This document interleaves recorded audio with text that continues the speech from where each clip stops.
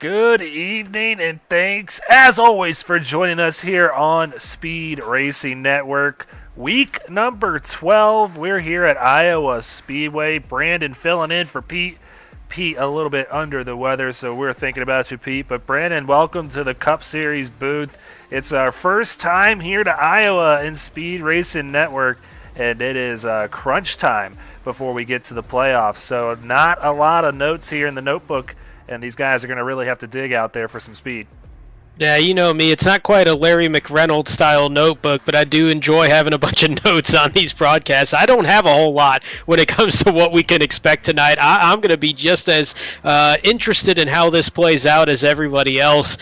Just first time to Iowa, just a very different track. It's a little bit like Richmond, but it's got the speed of a Dover. Just a really odd combination that's going to be challenging these drivers tonight. Yeah, and it's a track that not a lot of people have run at, and it's just always here, but you kind of forget about it. And in my own opinion, I think this is one of the more fun tracks out here on the circuit. It's a really fun, almost kind of a short track.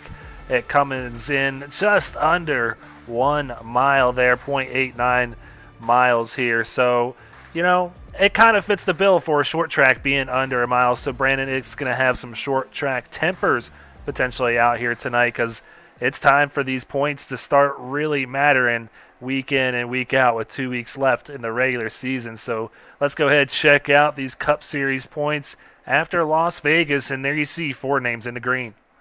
The 4 names in the green, they are already set to make it into the playoffs after the next couple of weeks when we close out the regular season next week in Kansas. No surprise there seeing Causey, Schaefer, Shearer, and Latham on that list. 3 more can definitely join them tonight, with Seth Berger needing 29th or better, Robert Norfleet 10th or better, Michael Politis, he clinches with the win. That is all if everybody else does the complete opposite of what they would want them to see. They can clinch by a whole lot of ways, but that's how they can control their own destiny. Yeah, so we might see some more names becoming green after this week, leaving only a few spots left to get into the playoffs. Here's the rest of the guys behind the cut line. Jordan Saylor's there, 9 points back. Brian McAvoy in 18th, 13 back. And then Jeremy Little, who I just heard is going to possibly miss tonight's race, sitting there 19th, 21 points back. So that's not going to help him at all as they move towards week number 13. Kyle Ryan rounding out the top 20.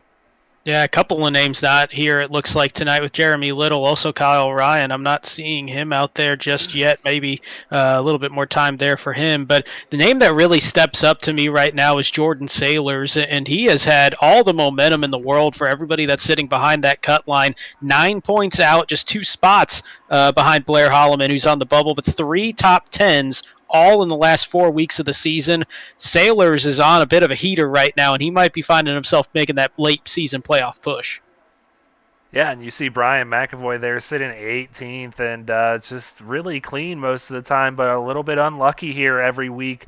10X in the last 6 races, but only 1 top 10 in that time span, coming at Watkins Glen where he finished 8th.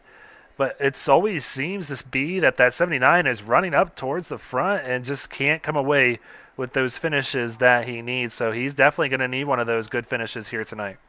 Yeah, and that's one of those things that, you get one good finish, and maybe that kind of shakes that little bit of a hex that's put on you when you kind of have those runs going over and over and over. But you get that one good finish, and then it kind of shakes everything up, and you get that momentum going forward. It could be very timely if he's able to do that tonight. And another quick note before we move on to the team standings, Duke, that was sitting in 16th, got his first top 10 since his win at Pocono. So big finish for him last week. He's sitting 6 points outside of the cut. So speaking of 6, we only have 6 teams sitting here in the team championship standings. So the top 2 seeds there, Tank Racing, Garrett Motorsports, battling for a first round bye. So this would pin Phoenix Virtual Racing up against Bobby Anderson Racing, and Rat Pack facing Ohio Sim Racing. Those would be 2 really good battles here in the team championship standings. Really good. I'm very interested. That 10-point gap is really the absolute bare minimum when it comes to these team standings. So Rat Pack, Ohio Sim, very much able to kind of flip the script on each other just a little bit. We could wind up seeing Phoenix Virtual Racing and Ohio Sim Racing with just a 10-point swing there. So a whole lot to race for. Everybody really just trying to see if they can jump up into that number 2 spot, get that bye. It's going to take a lot of work, though. 124 points from second to third is quite the margin at this point in the season. Yeah, so things might be shaping up how they might start in week number 1. So 2 races, as you see, remaining tonight here at Iowa, and then next week at Kansas. So moving on, we're going to go ahead and check out our Speed Racing Network sponsors here. As always, Silverback Tax Solutions coming on board here to sponsor each green flag here tonight. Check them out if you have any IRS problems. Sean Griffith will get you all shape up in the right direction. Sparkle and Shine Mobile Detailing coming on board here to sponsor the Wreck Replay. Go ahead and check them out. Get that car all cleaned up. They can send a detail kit right to your door. But Kicker coming on board for that hard charger award. We're going to go ahead and check those out in a second. And TJ's Team Foundation at morethanAcape.org. They're sponsoring every race's winning moment, so definitely check them out. Please donate anything that you can. So like I said, Brandon, we're handing out a butt kicker game or two to each of the series hard charger. It's a pretty nice piece of equipment if you're not familiar with it. Yeah, very much so. You can attach it to your rig, to your chair, not just for racing games, but for any type of game out there, and just kind of use a sound that just makes it more like a booster onto the seat, gives you a little bit more feel and a little bit more immersion into whatever game or sim you are working with. So right now, Blair Holloman working with a nice little gap over Josh Siegfried. Blair sitting at the top with an average positions gained of 8.18. So Siegfried there in second. Bobby Anderson going to round out the top 3. So we'll keep an eye on these standings running through all the way through week 20. We'll see who is the hard charger at the end of the season. But want to go ahead and take a quick look at the Silverback Tax Solutions power rankings before we get out to the track in a couple of minutes. And nothing changing up at the top. Joseph Causey still number 1 after last week's win. He's just been on a tear lately throughout all of SRN. Timothy Latham up to second after being third last week, so that puts Ed Shearer back to 3. It's almost kind of like musical chairs at this point with these 3, Brandon.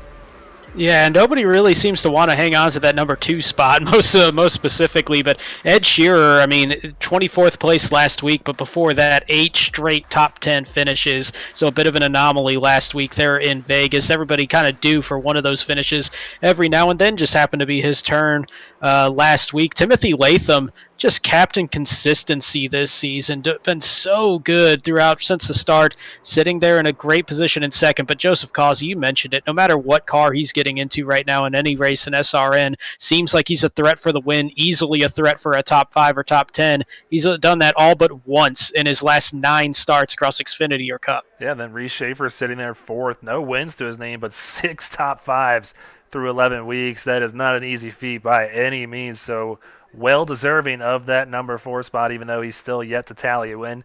Might come tonight for that 17. We'll see. But before we get out there in just about 1 minute, I want to go ahead and give a quick shout out. Check out TJ's Team Foundation over at morethanAcape.org. And Brandon, just a lot of ways to give to this foundation. It doesn't have to be just money. No, it definitely doesn't, though. Always, that's very welcome, of course, if you're able to do so. But like we always say, be a friend, tell a friend. Spread the cause, spread the awareness of what TJ's team does. Just helping out families that are going through just an incredibly difficult time, and every little bit helps. And even if that's just passing along word about the great job that they do over there. Yeah, so head over to their website. There's a lot to learn. You can just go ahead and check out the story behind TJ's Team Foundation. A lot of easy ways to donate. And like you said, just tell a friend. It goes a long way just to spread it by word of mouth and get people knowing what TJ's team is all about. So definitely thanks to TJ's team for coming on board this season to sponsor the SRN winning moment. So like you see right there, just click that donate button. It takes you right to a PayPal link. So it's time, Brandon, to get out there to the track here at Iowa Speedway in little old Newton, Iowa, out here in the cornfields, Brandon. Yeah, and they built it. The fans came, and hopefully one day the Cup Series comes out there as well. Iowa, just a really fun 7/8 mile racetrack out there, built by Rusty Wallace. Knows about these racetracks, and he built a good one out there in Iowa. Yeah, I definitely do see the Cup Series possibly coming here in the near future. You see them going to Gateway this year, which is something new, and just trying a lot of new things out in the Cup Series. So why not give Iowa a crack? So there you see race number 12, 20, a nice evening here, 78 degrees, 2-mile-an-hour winds, a nice cool 99-degree track temperature. Let's go ahead, check out that starting grid here tonight with Brian McAvoy getting the pole. And Brandon, he was fast in practice, fast in qualifying too. Ed Shearer, 0.08 of a second behind him. Robert Norfleet, Jordan Sailors in row number 2. And row number 3, we're going to have Josh Siegfried, another one of the drivers that are trying to lock their way in here tonight, as he's going to be starting in 5th. Reese Schaefer is locked in. He's in position number 6. Row 4, Michael Politis will be starting in 7th, and Joseph Causey, the points leader, will be starting in position number 8. Yeah, you're about to see this thing looking like a Christmas tree with all the different colors you're going to be seeing here. Green meaning that they are clinched, red meaning that they have not clinched, and yellow still in the mix. So Lane Holzler in 9th, Timothy Latham in 10th, Scott Kalal in 11th, and Steve Whitmore going to round out our top 12. So Brandon, heading down on the track, who are you thinking you got tonight? Well, I really always want to go with the desperation situation. Who can be clutch in this moment? But the name that just keeps coming to my mind right now, going to be starting in the 10th position tonight, already locked in to the playoffs. It's that 5 ride, Timothy Latham. Just so good at short tracks, so good at these kind of difficult raceways.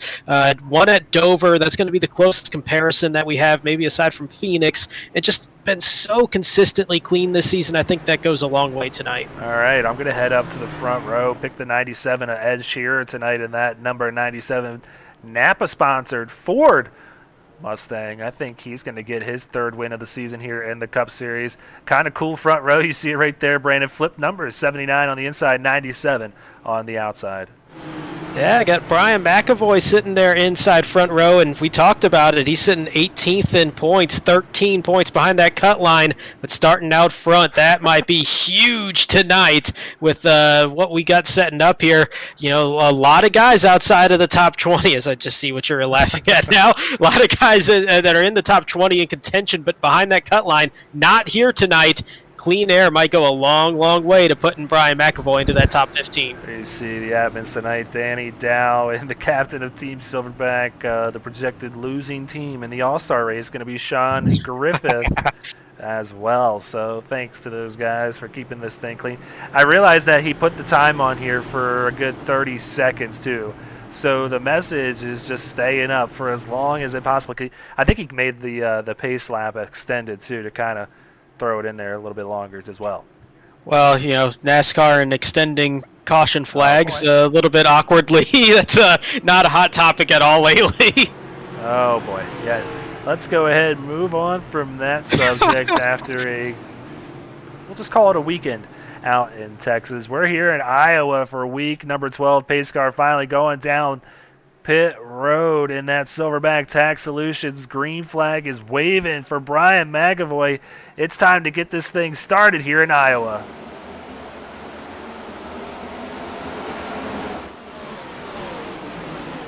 Bit of a short field, but going to be a lot of action out here on this 7/8 mile racetrack. It's going to be changing a whole lot as these guys go through it early on. You're going to see a lot really trying to run that bottom line as they got fresh tires. They might start sliding up, though, as the run starts going through over these 175 laps, but the high line actually prevailing here on lap 1. Ed Shearer takes the cross the line first to close out that opening lap. Yeah, so 97 gets the lead off the first lap, move McAvoy back to second.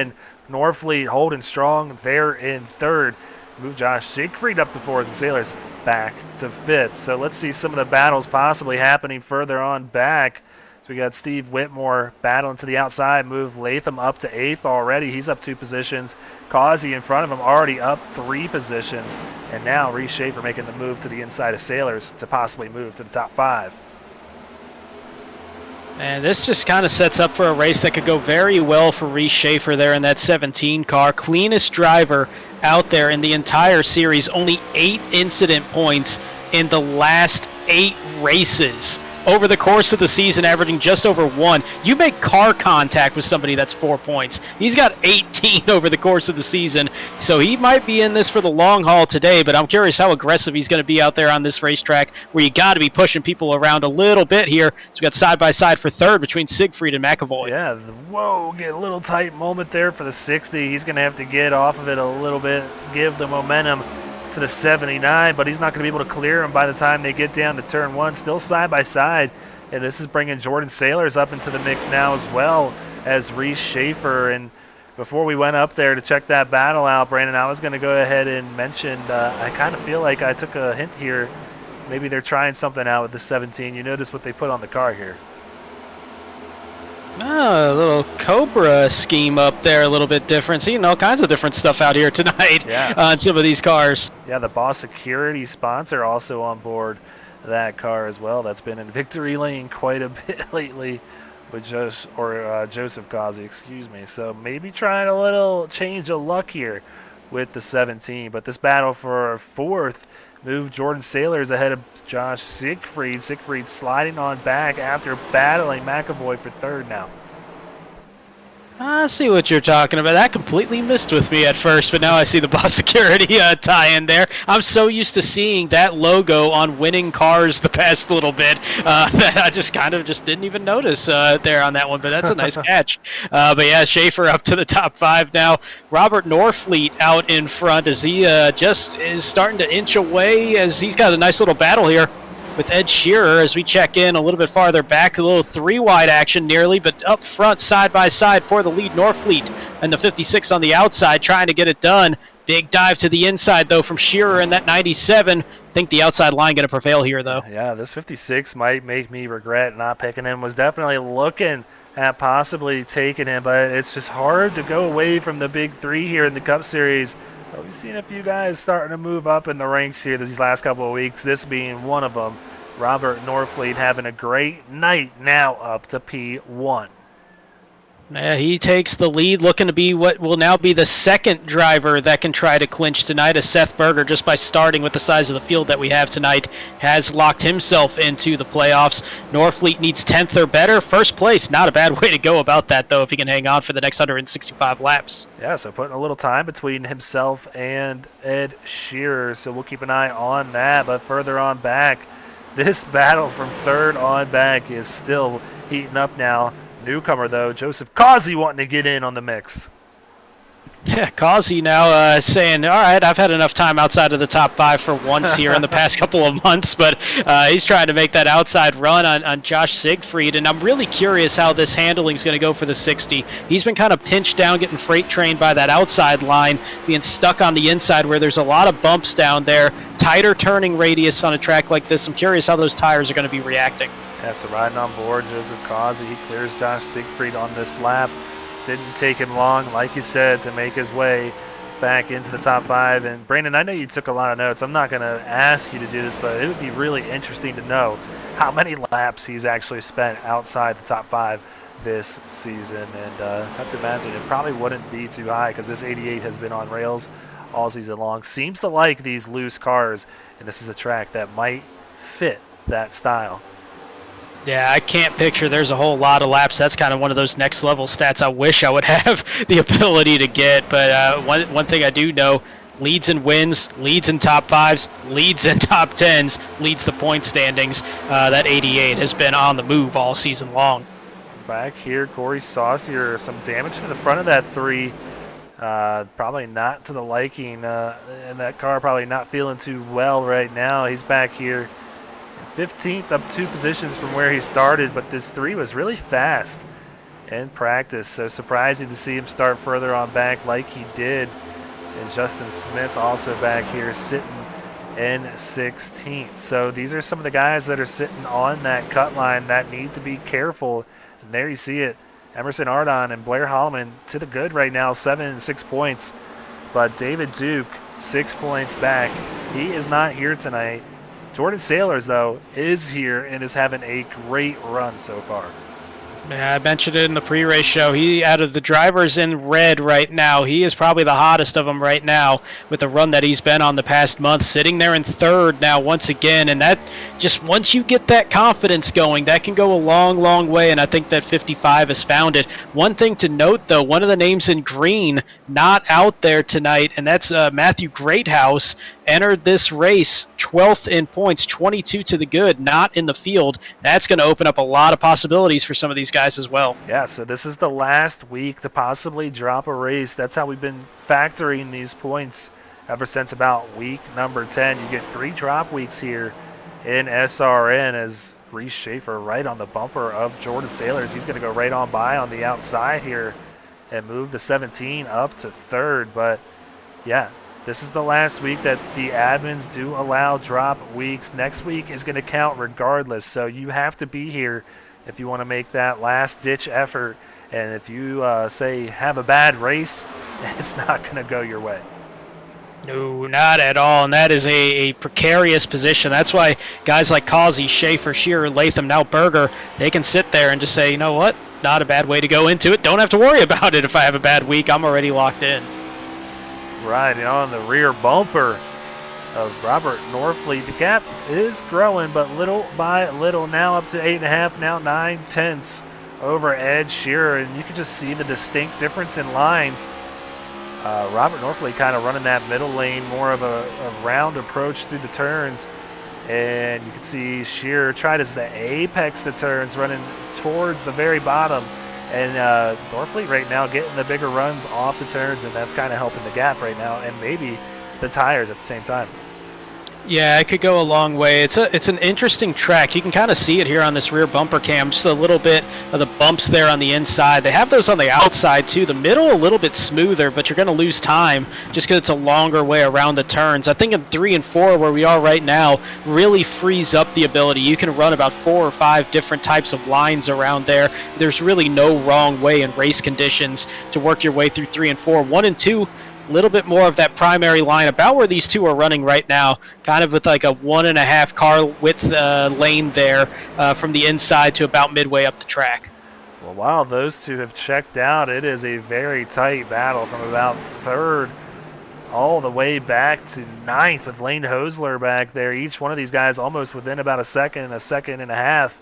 And now Causey up to third after starting the night on 8th position here at row number 4, and starting to maybe run these guys down a little bit up towards the front as well. He's going to need a little help, being 4.5 seconds back, but I am not counting this 88 out by any means to possibly claim his 4th win of the season. I definitely would not count him out one bit, no matter what type of car he's hopping into here in SRN. And a couple of other big threats now side by side, 4th and 5th. Latham on the inside, Schaefer on the outside. As they both work their way around Jordan Sailors, who's now sitting in the 6th spot, just kind of waiting to see which way he wants to go.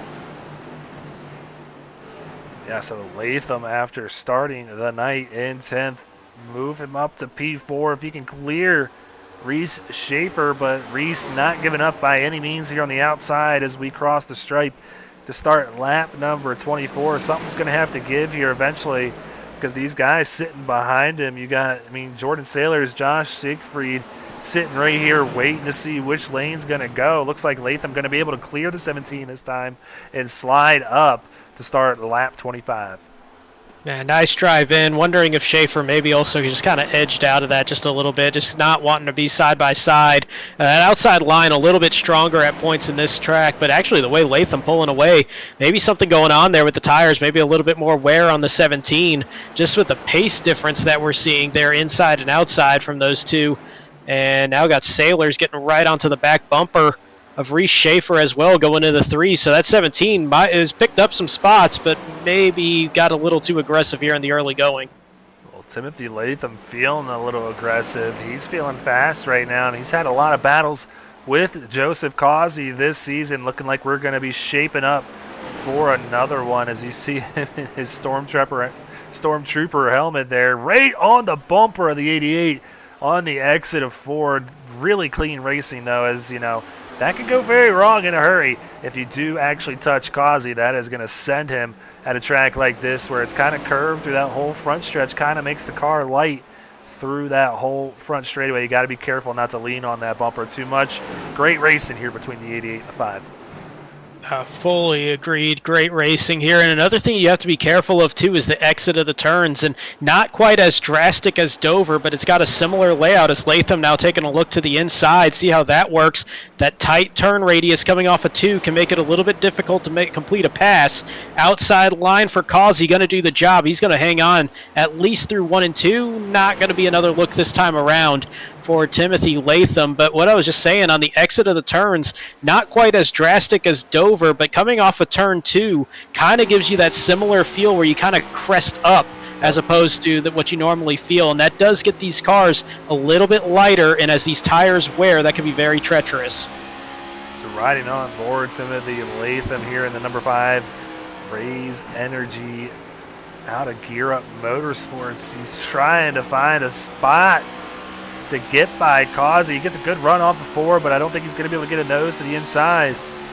And it's going to remain the same here heading into turn number 1, just entering a little higher, running that second line, kind of dipping down on the entry or exit of 2, but still not working as Causey running a really good line himself. Both of these cars kind of evening out right now. Evening out, and I think they're also just kind of sitting at that weird transition point in the tires as well. And I was really around this point when I was messing around with the Cup car just to kind of feel it out for tonight, that it was just this awkward spot in how they wear out. And this is kind of where it hits that transition point of you can still hang on to a decent time, maybe drop a couple more tenths from here, but you start sliding a whole lot more, and it just gives you a lot less confidence in those tires. And this is that point that they're hitting about 30 laps in, about halfway into a run. We're not quite there yet, but on fuel, it's about 80 laps, so they're still thinking long way to go, and maybe that just kind of gives them a little bit shy to be more aggressive than they really want to be. Yeah, so Latham still working on this pass on Causey. Causey really making this 5 work for it. I think he's going to be able to clear him on the exit of 4. There you see Causey tucks in behind the 5, so move Latham up to 3rd now as they head down into turn number 1. And already starting to pull away by about a car length, 2 car lengths there, just inching forward. So curious to see what kind of dent that 5 car can make here towards the lead, but it's still about 5.5 seconds up to Robert Norfleet. Ed Shearer a 2 3/4 behind him. Just unbelievable pace from those 2 out in front. So as we are about to the middle point of this green flag run, we're going to go ahead and step aside, run a quick commercial break. Nothing changing up front, as Robert Norfleet is up to a 2-second lead over Ed Shearer.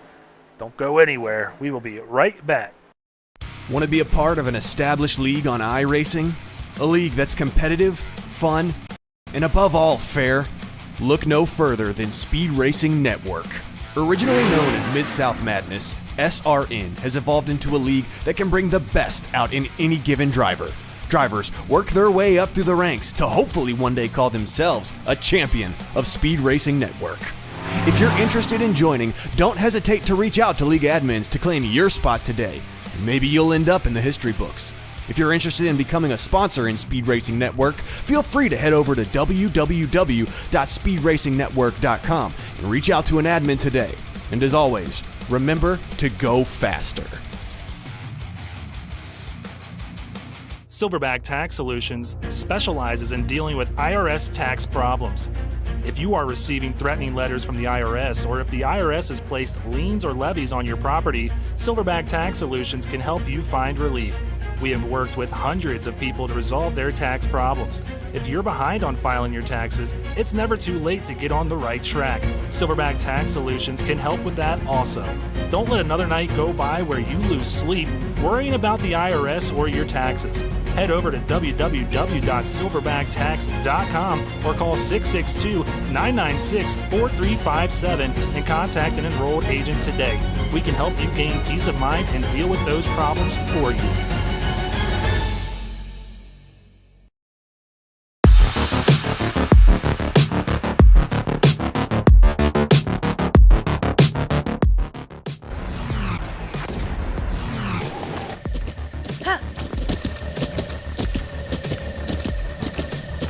With the Butt Kicker Gamer 2, what you see and what you hear is what you feel.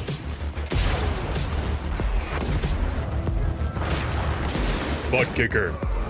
The future is feeling.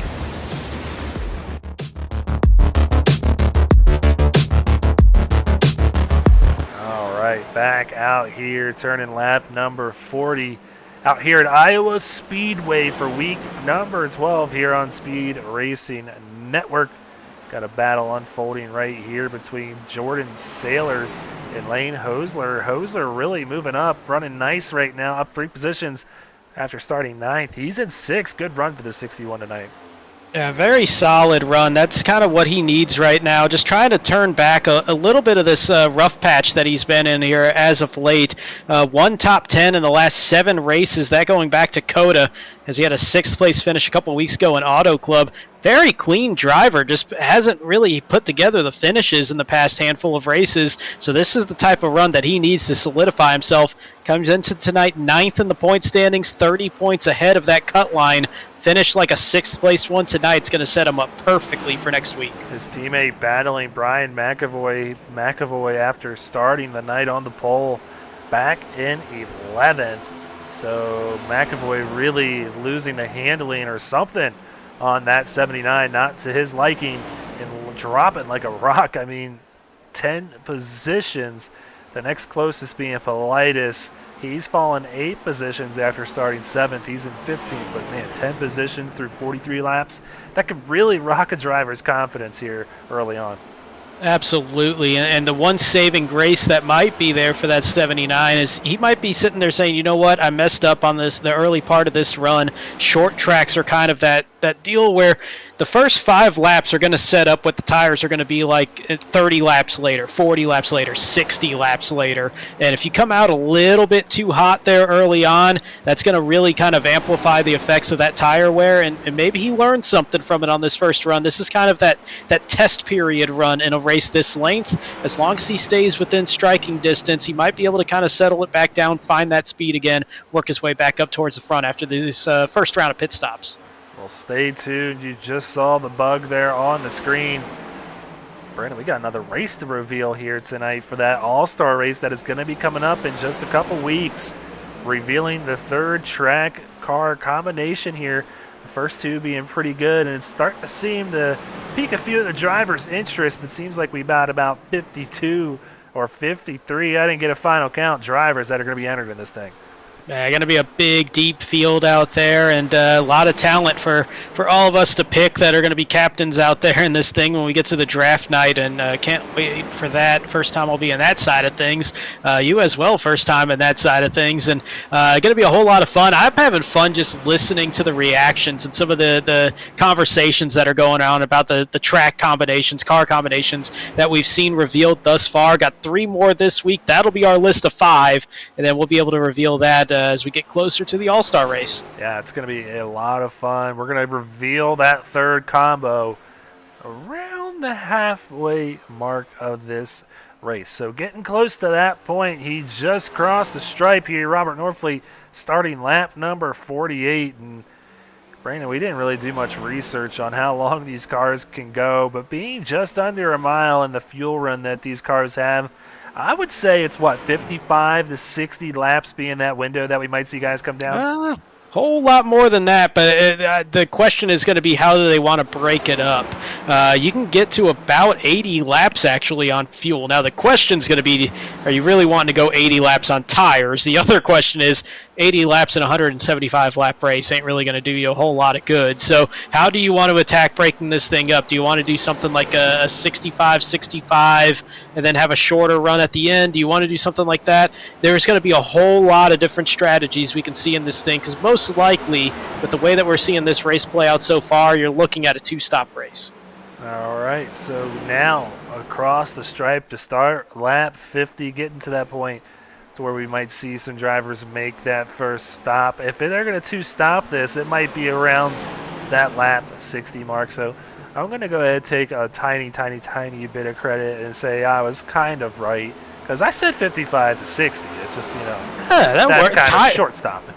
Tire stops. We're talking tires, not fuel. Fuel is 80. Tires, that's going to be way less than 80 laps going around here. I know slightly a bit of what I'm talking about, so I'll take a little tiny bit of credit for that one. All right, well, this is still the falling of Jordan Sailors at this point. He's kind of running up in the top 5 pretty solidly there for a while. Now here in 10th and under attack from Brian McAvoy, 79, trying to move back inside the top 10 and move that 55 outside. So Jordan is going to be trying to get the handling of that 55 back to his liking because, man, he is dropping like a rock like we've seen a few guys here so far tonight. And this is really the telling story. I mentioned it earlier. I'm curious to see how it plays out when you get pinned down to the inside for so long and when you're having to react to people making these passes around you and maybe putting you into tighter positions on the racetrack or in lines that you don't want to be in. I think we're seeing that both with the 55 and the 79. They get one car that comes up to the outside and maybe starts that freight train thing, putting them into a bad position that they do not want to be in for several laps in a row, just shreds those tires around a track that this track, I mean, it's not an old track by any means, but that surface will grate those tires in a hurry. Yeah, and I mean, it really races like a short track as well, where you're really just sawing on the wheel here.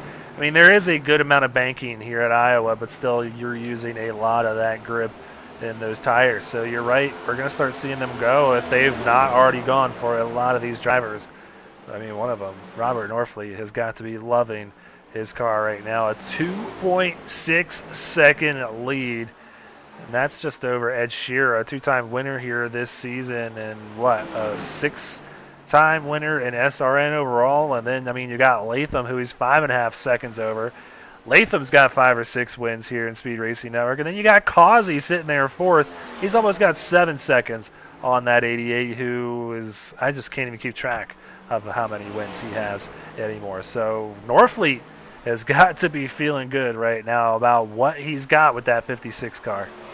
And it's what we talked about earlier with Jordan Sailors and a couple of other guys catching a little bit of confidence and then really starting to get going with good runs. Where was Robert Norfleet last week? Season best second-place finish at Las Vegas and a tri-oval, about double the size of this one, but still some similar kind of styles of getting around the racetrack in a kind of a weird way to kind of combine those things. But the bigger thing, get that confidence from finishing on the podium last week, being runner-up, knowing, hey, I can hang with these guys. And that hasn't been really a question of if Robert Norfleet can hang with the top drivers in this series, but that is just that solidification of, I know I can go out there, compete for a win, and that confidence carrying over this week clearly as we're about a third of the way through.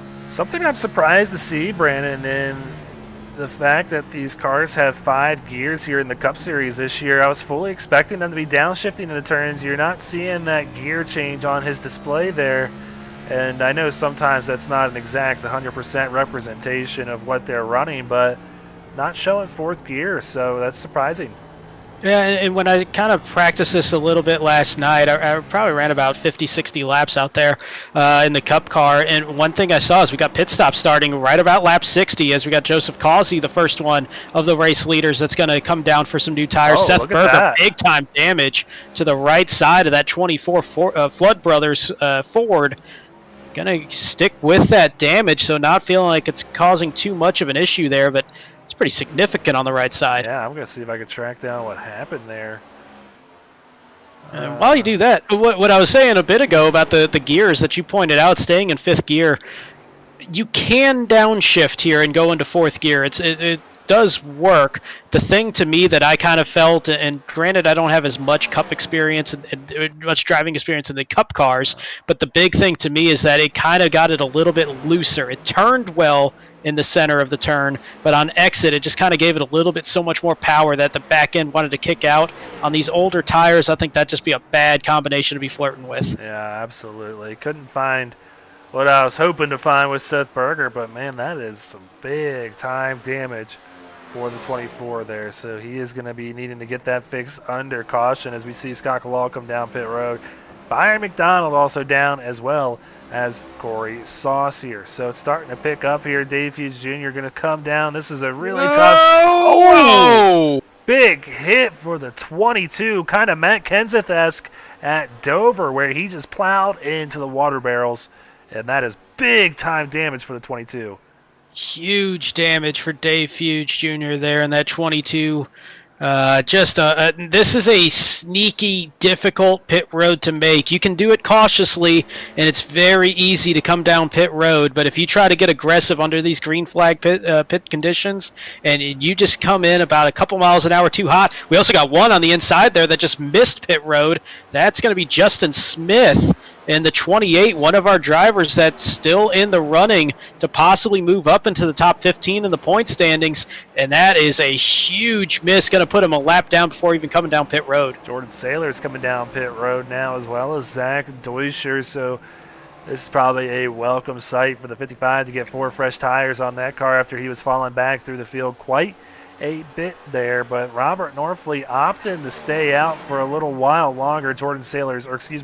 Justin Smith getting on pit road cleanly this time. No other takers. Michael Politis actually coming down pit road in the number 6. One of the stronger cars we've seen out there week in and week out lately here in the SRN Cup Series. Politis coming on strong here as we head towards the playoffs. Yeah, only 2 finishes this season, worse than 13th. So that says a lot about his consistency, why he's sitting so well in the point standings in 7th. A win tonight clinches, but there's a whole lot of other scenarios, especially with a lot of those guys behind that cut line missing tonight. So very well might be seeing that 6 lock himself in, as well as the race leader and that super fast 56 Camaro. Robert Norfleet still just continuing to decimate the field and still stretching out this run. Yeah, these guys got some fresh shirts, too, from their sponsor, and those things look awesome. Go to GearUp.com, setting them up with some really cool shirts, and they're probably going to maybe be selling a few of them after this week, with Norfleet having a great run, Latham having a really good run out there, too, and Politis with a very quiet, good run. But looking like Norfleet going to come down pit road this time. That's going to give the lead over to Ed Shearer. So he's going to reassume the lead after taking it early on from our pole sitter, Brian McAvoy, 97 back out in front. I'm looking to see who might try to stay out, maybe pick up a bonus point. Siegfried and Arden, Blair Holloman, they might be in position to try to stretch this as long as they can, as Ed Shearer coming down this time. He's going to be right behind Doc Holliday, who took a very conservative entrance into pit road. This will cycle Timothy Latham to the point. And looking at Siegfried, Ardon, and Holloman are going to be 4th to 6th. They might only need to hang on a couple more laps if they got the tires to do it. Yeah, so looking like Latham signaling that he's going to come down this time, letting these guys on fresher tires go on by, and the 5 going to try and lock it up, take a hard left turn, and head straight down pit road at a very slow speed here at Iowa Speedway, looking like it's only 45 miles an hour here. So the Raise Energy number 5 is on pit road, and that gives the lead over to the 17 of Reese Schaefer.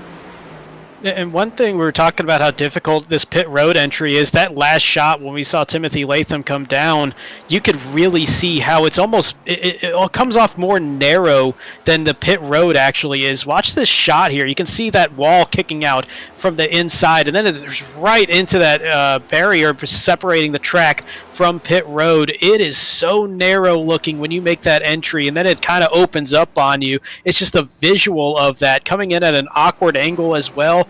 Very difficult pit road, and that's why we've seen so many problems. Not for the leaders, though. They've done a good job of it thus far. Yeah, so Lane Hosler now out in front. He got to lead a lap in that 61 out of Ohio Sim Racing, and yellow flag is out. Dave Hughes Jr. looking like he was involved. He's already on pit road. Wondering if he blew up after that impact to the attenuator, the water barrels there, and he's disconnected. His night is done. I'm going to assume that engine finally let go. Big winner on this is going to be Josh Siegfried, though. He's going to hang on to the lead here as we watch this Sparkle and Shine Mobile Detailing Rec replay. And he just lost it right into that outside wall. Ooh! Oh! Is that Steve Whitmore in the Joseph 70? Causey was going by, too. Oh, man. Big impact for Whitmore for sure. Causey, I believe he missed this. You see it up there right at the start-finish line, and I'm wondering if maybe there's a wheel disconnect or something like that, the way that car responded. A very awkward angle. And obviously, see if we can ride on board with Dave Hughes Jr., see if we can hear the engine here. No, it just got loose on the exit and got up into the wall and kind of spit him back out and came back up into the track. And I believe he did catch Steve Whitmore there. Let's check and see for sure. I could tell you firsthand, sometimes you catch the wall in these cup cars and does not react the way that you're used to in other cars. See him get to the wall. Let's see Whitmore just nowhere to go. Whoa, maybe a little bit of contact there to the right front. Yep, you can see it right there, but not too bad. Hopefully no suspension damage or anything like that. That is something that can happen. Unfortunately, I can tell you firsthand last week that it doesn't take much to break a suspension in any of these cars. But yeah, that's an unfortunate break there for Whitmore. On pit road, might be all right though. Hopefully he's able to keep going. Yeah, I think he's going to just spend a little extra time on pit road getting that thing fixed. Has a very fast hot rod. OSR in general really showing strong here tonight. Lane Hosler and Steve Whitmore both looking really good. So yeah, under yellow flag conditions, Taylor Locklear also up there too. Want to give him a quick shout out as well. So Josh Siegfried is going to cycle out to be our race leader once we get back to green flag conditions. But hey, I mean, we're close enough to the halfway point, Brandon. What do you say we go ahead and do that reveal? Ooh, let's do it. I'm doing a drum roll on the table, but you probably can't hear it. All right, I like it. Let's go ahead and recap where we started. The first one being the Mazda MX-5 Cup at Bristol. This one had a lot of people pretty excited about the possibilities of what this race could be with 40 cars out there on a half-mile oval with these little Miatas. The second one coming on board is going to be the ARCA at Richmond Raceway. The third one, Brandon, the one we've been waiting to see all night, it's going to be the Street Stocks at Martinsville. What do you think about that? Oh, that is a anybody that signs up on iRacing, you are very used to the Miatas. You are very used to the street stocks as well. And street stocks on a short track, that just sounds like rookie class racing. And then we're going to add a lot more experience, a lot more talent out there in that one. That could be very, very interesting. Yeah, so I am ecstatic to get to that point. We are all-star racing. We don't know what we're doing yet, and that kind of makes it a little exciting, something that we are not familiar with here. We had one in Season 1. It was an absolute blast. We had a great time with the draft. Everybody showed up and showed out with the ARCA cars at Indy. But we're going to have something different here this year. So come on back for the draft show at June 10th, 9 p.m. Eastern Time. It's going to be a Friday right before we start with the heat races. And then the main race is going to be that Sunday, June 12th. We're super excited to get this thing kicked off here. Oh, for sure. And man, I can't believe how close it is to June 10th, actually. That's only a couple of weeks away. As you see a lot of cars going quickly around the racetrack and then some not going quickly. We've got 10 drivers getting the wave around this time by after that pit sequencing. So everybody from Ed Shearer in 10th back to Brad Herman in 19th going to find themselves back on the lead lap at the end of the tail end of the field. Yeah, it kind of messed with me. I kind of thought we were green for a second. And then I saw the leaders right behind the base car. Kind of eased my heart a little bit because you don't want to ever miss the Silverback Tax Solutions green flag. And Josh Siegfried going to restart on the outside lane here when he does see that flag flying, and I think it's about to fly. Barney has it in his hands, and there it goes, the Silverback Tax Solutions green flag back out here at Iowa Speedway. And a rough restart there on that outside line. Not sure if just kind of missed started at a higher gear than he wanted or just spun the tires or something. But that opened the door wide open for Emerson Ardon to grab the lead, and this is going to be the first time he's led here in quite a few weeks, I believe.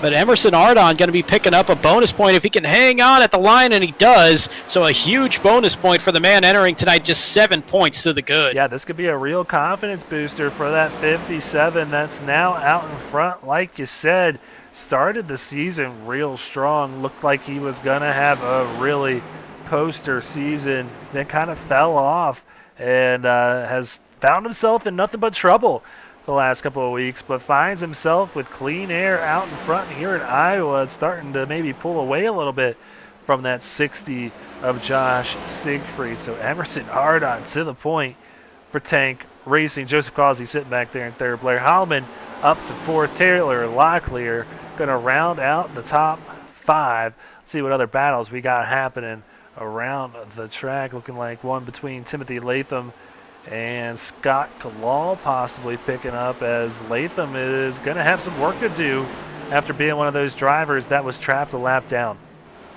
Yeah, a little bit of work, but you know, with the pace and the confidence that you have getting around this racetrack, you should be able to work your way through, as we're seeing with Robert Norfleet up to 6th, then Shearer up to 7th, Lane Hosler to 8th, now put Timothy Latham. Looks like he's going to wind up in that 10th position here shortly. Yeah, working to the inside of the 23, heading down to turn 1. Scott Kalal going to possibly just let him have it, because now Reese Schaefer right to the inside of the 23 coming along with the 5. So a lot of the guys that we saw racing up towards the front going to have to work their way back up with a little bit of older tire out there, because when you get your wave around, Brandon, we all know you can't pit, so you got to stick with the tires you got, meaning the guys out front going to have a little more grip than you do right now.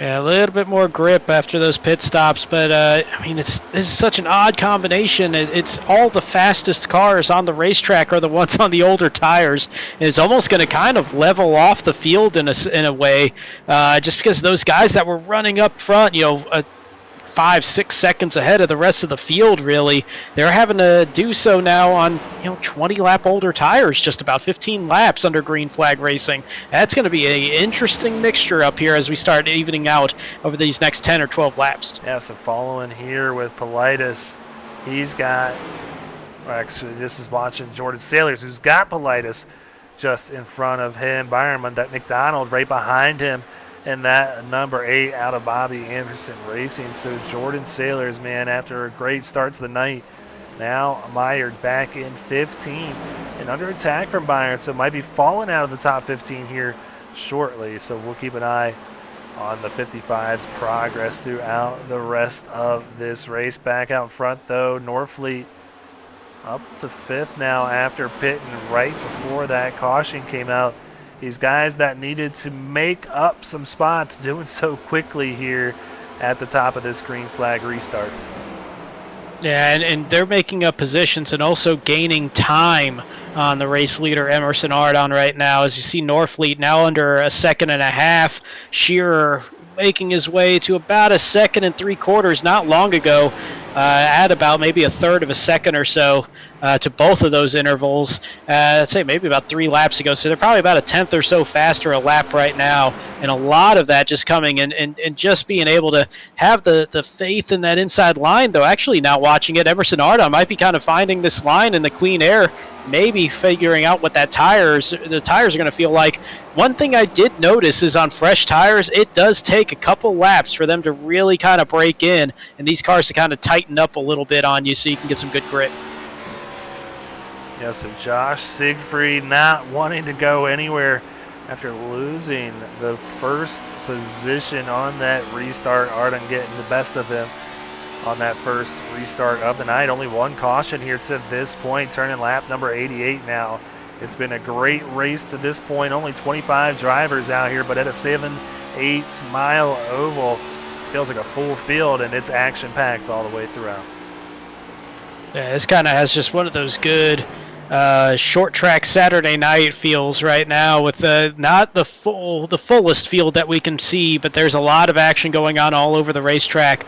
Seeing some really good clean racing as well from everybody. Not a whole lot of issues out there on the track, maybe just single car instances, but we really haven't seen any multi-car incidents where they're just making contact with each other. Everybody being very respectful for short track racing. Yeah, I think for the most part, a lot of people know what just took place. A lot of these faster cars getting trapped a lap down, which is the risk of, pitting early on in a pit cycle there under green. So you do run the risk of falling under a lap down, and maybe possibly 2 laps down at a track like Iowa or Dover or even Bristol, the smaller tracks here on the NASCAR circuit. So the risk worth taking sometimes bites you in the butt, and now a lot of these guys having to slowly make their way back to the front. Nothing changing out in front, though. Emerson Arden still holding on to that 3/10, about a quarter of a second lead over Josh Siegfried. Joseph Causey sitting there in third, still well within the mix now. And then Norfleet about a half or a second and a half back in fourth. Man, that interval from first to fourth and first to fifth actually pretty well leveled off now. It's not really changing a whole lot, maybe just fluctuating within about a tenth, but it's kind of going back and forth on that, so it's staying pretty level. So Emerson Ardon finding a great line around this racetrack. You can see him on entry really getting deep, pulling away from Josh Siegfried. Siegfried a little bit faster on exit, especially on 4. So that's just kind of leveling him off, though. It's kind of a entry, give the edge to Ardon. Exit, give the edge to Siegfried. And Joseph Causey just kind of sitting back there just watching both of them for the time being. Yeah, that's sometimes the best strategy, to just kind of take care of your stuff. We know we got a lot of laps to run on this set, and that we do, in fact, have one more pit stop that needs to take place to get these cars all the way to the end of this one. So not too bad of an idea to just sit back, relax, and see what happens. Taylor Locklear now getting passed by, it looks like, Bobby Anderson to the inside. Move Bobby up to the top 10, and wow, we're sitting on Bobby, looking like he's currently our butt kicker hard charger on this evening, up 14 positions from where he started in 24th place tonight. Actually, that pass gives him the edge over Taylor Locklear, who's now plus 14 himself, from 25th up to 11th. So nice little double battle there for the top 10 and for that butt kicker hard charger award, as we're just past halfway. Yeah, so we'll keep an eye on this the whole night. Seeming like a pretty tight race, like Brandon just said. Bobby taking that after that pass over Taylor Locklear here on lap 96. So back up front, we're keeping an eye on the lead on Emerson Ardon over Josh Siegfried, but don't look now. I have to feel like that 56 of Norfleet is getting closer with each lap. So Norfleet, man, showing some really good speed here tonight, even in the dirty air. And that's really tough to do around here. And honestly, Ardon still kind of holding that second and a half. The interval definitely closing between Norfleet and Causey, down to only about 0.6 of a second now. So Norfleet starting to reel in the back part of that trio that's up front, but Emerson doing a great job out there with that clean air, just maintaining the intervals, and everybody just really saving their stuff at the same time, thinking they might get another really long run out here. As only seen one car. Well, I'll throw myself under the bus. I accidentally hit the wrong button. So technically 2 cars out of the race, but one that started out. Everybody else still out there in the field. We're nearing lap 100. This has been some fantastically clean racing. Yeah, and a clean battle right now between the 61 and the 5 of Timothy Latham. Little tight moment there off of 4. But a drag race all the way down the front straightaway. It seems like both lanes here at Iowa are really even, kind of. You typically would see that high line dominating at a lot of the tracks on the NASCAR circuit, but that low line really holding its own, as Latham is going to try and clear the 61 right here. Yeah, there's not a lot of a speed difference from inside to outside, maybe a couple of miles an hour, but it's not enough to really give the inside line a disadvantage. The problem is going to be on exit. If you can get a dive down late and kind of hit that late apex and get a straighter run from that inside line, you got a pretty good shot at holding off anybody on the outside, because we know that outside line does kind of carry a lot more momentum on the exit, but it does bode well for very level racing all the way around this racetrack, which is something you don't see at a whole lot of at a short track.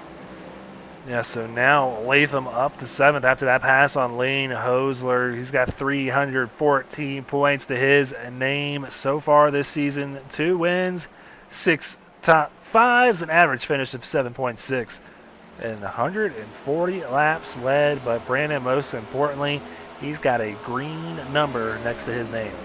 And a big part of that, and this is something that I actually just noticed when I was looking at everything for today, he has run almost every single lap this season. He leads all drivers in the Cup Series in laps run at 1,117. Wow. That is just a lot of time out there, a lot of time without mistakes being made. And so that's why I was talking about him earlier. Captain consistency out there, it's not just finishes. He's just always in a good position on the racetrack. Absolutely. And the man in a good position right now might be Josh Siegfried. He's right on the bumper of this 57. Going to run the high lane through 3 and 4. He's got to be careful not to get in a battle with Causey here. Causey looks real fast. Wow, the 88 got real close to the wall right there. I wouldn't stick my hand in between the car and the wall.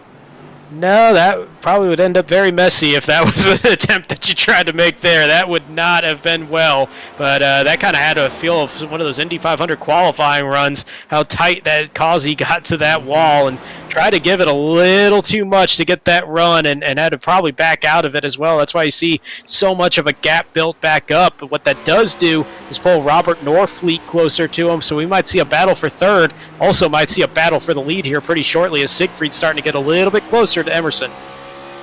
Yeah, seeing some really good patience out of two drivers who have yet to turn a win here in Speed Racing Network. Emerson Ardon and Josh Siegfried have yet to capture that first win and have been running in the league for a few seasons now. So veterans here on the tour here on SRN. But yeah, they are just showing really good patience, and that veteran status kind of bleeding through when you see how calm these two are. Typically, you'd probably see a guy that's eager to get a win, probably battling a little harder with the 57. But Siegfried looking really content to just ride in the 57's tracks, like I said, knowing that we still have a whole nother pit stop to still do before this thing's all said and done. We got that, and also you got to think about the big picture for Josh Siegfried as well. He's sitting 11th in points, 26 above the cut line, which really with David Duke being gone, it's more like 29 above the cut line. And with where Jordan Sailors is running right now, this is a wide open opportunity. A second place finish might be all that Josh Siegfried needs to lock himself into the next round without even having to worry about Kansas. Now, when you're behind the wheel, you're not really thinking about those things because of emotion, because of a little bit of pride, and also you're not really keeping up with where everybody is on the racetrack unless you got a spotter in your ear. So it might be something that he doesn't know, and he's just being very, very patient around here. They're both in positions where they don't want to put those cars in a bad spot in a race. All the work that they put into this race. Oh, little brush to the wall, I think, that or getting the bumps there on exit of 4, but saw a little motion there out of that 60 car. Not sure. Don't think he actually touched the wall, though. I don't think he did either, but he certainly got closer than I'm sure he wanted. So stays clean, but he's going to have to look behind him here shortly. This 56 definitely fastest car on the track. So Norfleet about to get back to where he was before getting trapped a lap down and wants to lead some more laps out here tonight. Oh, there's a good look right there as we ride on the roof cam of Robert Norfleet. You see him up there on that high line, and all of a sudden that car was just bouncing more than what you would see these cars do at Auto Club on the backstretch. That thing was just hopping all over the place. That outside line is just so rough up there in 1 and 2. Amazingly, in 3 and 4, it is smooth up there on that high line. But 1 and 2, let's see, he's going to come right back down to the middle.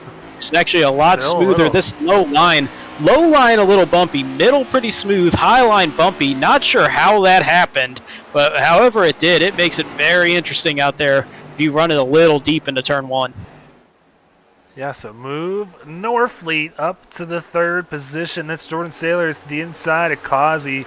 Jordan Sailors is a few laps down already, sitting 2 laps down. He's got fresher tires than just about everybody out here. He pitted not too long ago, so he's going to be feeling a little bit better than some of these guys on hotter tires. But yeah, the Norfleet machine here in the 56. Go to gearup.com. Chevy Camaro kind of stalling out here on his way up to the front, sitting here maintaining about a second back of 1st and 2nd. Yeah, this is really impressive, the job that the two race leaders have done thus far. Ardon and Siegfried just really keeping that pace. Sailor's taking a bit of an atypical approach here as he already made that pit stop, hoping that that'll be his last one and seeing if it will work for him, pulling that undercut here. About 65, 70 laps to go when he came in. That's stretching it, but it's definitely doable. But position he was in and the position he's in points, you got to try to do something a little different to shake things up. Yeah, so really unfortunate to see what has happened to Jordan Sailor's night after running up towards the front, but really cool to see two newcomers up to the front, and like you said, doing a great job maintaining that track position.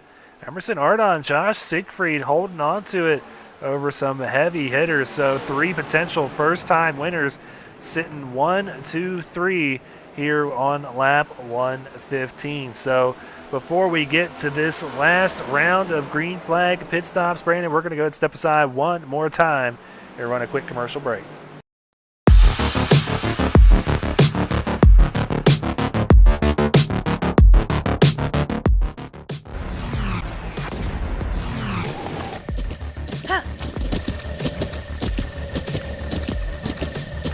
With the Butt Kicker Gamer 2, what you see and what you hear is what you feel.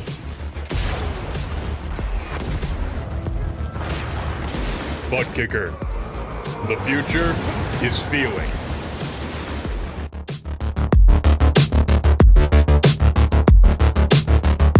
Silverback Tax Solutions specializes in dealing with IRS tax problems. If you are receiving threatening letters from the IRS, or if the IRS has placed liens or levies on your property, Silverback Tax Solutions can help you find relief. We have worked with hundreds of people to resolve their tax problems. If you're behind on filing your taxes, it's never too late to get on the right track. Silverback Tax Solutions can help with that also. Don't let another night go by where you lose sleep worrying about the IRS or your taxes. Head over to www.silverbacttax.com or call 662-996-4357 and contact an enrolled agent today. We can help you gain peace of mind and deal with those problems for you. Want to be a part of an established league on iRacing? A league that's competitive, fun, and above all fair? Look no further than Speed Racing Network. Originally known as Mid-South Madness, SRN has evolved into a league that can bring the best out in any given driver. Drivers work their way up through the ranks to hopefully one day call themselves a champion of Speed Racing Network. If you're interested in joining, don't hesitate to reach out to league admins to claim your spot today. Maybe you'll end up in the history books. If you're interested in becoming a sponsor in Speed Racing Network, feel free to head over to www.speedracingnetwork.com and reach out to an admin today. And as always, remember to go faster. All right, back out here. Not much changing up front. Emerson Ardon still holding the lead, but stretching it a little bit over Josh Siegfried, who's kind of fallen into the clutches of the 88 of Joseph Causey and Robert Norfleet, but Causey gets by Robert Norfleet back there. The 88 might have been saving a little more than that 56, and there goes Ed Shearer to the inside of the 56 too. Action heating up here as we saw green flag pit stops start under that commercial break. Yeah, we go to commercial, and all of a sudden this field just tightened right back up for these top six drivers. And part of it I'm wondering is, you know, these guys sitting here third through sixth were in these more aggressive positions early on. They might be a little bit more comfortable with this level of tire wear because they were pushing a little bit harder early on into that race, and maybe they just have a better feel for this. Not sure what happened there though, because I mean, Ardon and Siegfried have a good bit fresher tires, Causey as well, and all of a sudden it just disappeared on them. They came back about a second and a half to this group of three here, racing fourth, fifth, and sixth. Yeah, so Latham working to the inside of his teammate Robert Norfleet, but neither given right here. Ed Shearer just stuck behind both of them in that 97 Napa Ford Mustang. Looks like Latham going to take another attempt at it. Right on the exit of two. He's going to duck down low, get a good run, but he's got to go right behind his teammate there in the 56. Try to figure out a different way around his teammate. So heading back up to the front. Ardon's still feeling pretty good with that half-second lead, but these two run behind him, kind of running him down inch by inch as the laps go on. Yeah, this is getting really interesting because it almost feels like an accordion in a way. Every time Ardon gets to about a half-second clear, all of a sudden Siegfried and Causey start to shrink that lead right back in towards them. So I think I've only seen about 0.6, maybe once, since we took this green flag on the restart. It's just been very tight between these two ever since we got back green about 50 laps ago. Yeah, so 50 laps left in this race, 175 lap total here tonight in Newton, Iowa. So far, so good for the 57. Out of Tank Racing could be really making a strong Hail Mary pass to clinch his spot in the playoffs. One of the guys that we were keeping an eye on who was on that cut line. This could be huge for the 57 of Ardon if he pulls this off tonight. And Holloman also having a good run, sitting there in 8th. So both of the drivers sitting right on the bubble, feeling pretty good after tonight possibly. Yeah, and you look at that entire top 10 in the running order, the only driver that would be in red at this point, we got one up in the wall.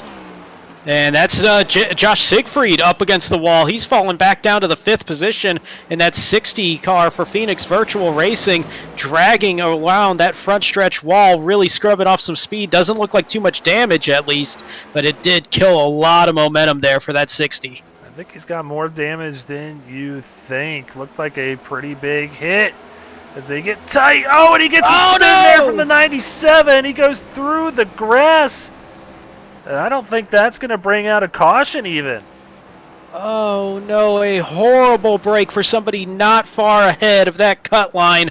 Josh Siegfried, damage a lap ago, then just little contact. Not sure exactly what happened there, but off the exit of 4, just got turned around, and, oh, man, a great run for Josh Siegfried. Just gone to the wayside now as he's going to fall all the way back to 13th, last car on the lead lap, and still has a pit stop left to make. Yeah, literally up in smoke. As you can see, this smoke still remaining there on the front stretch after that last time by.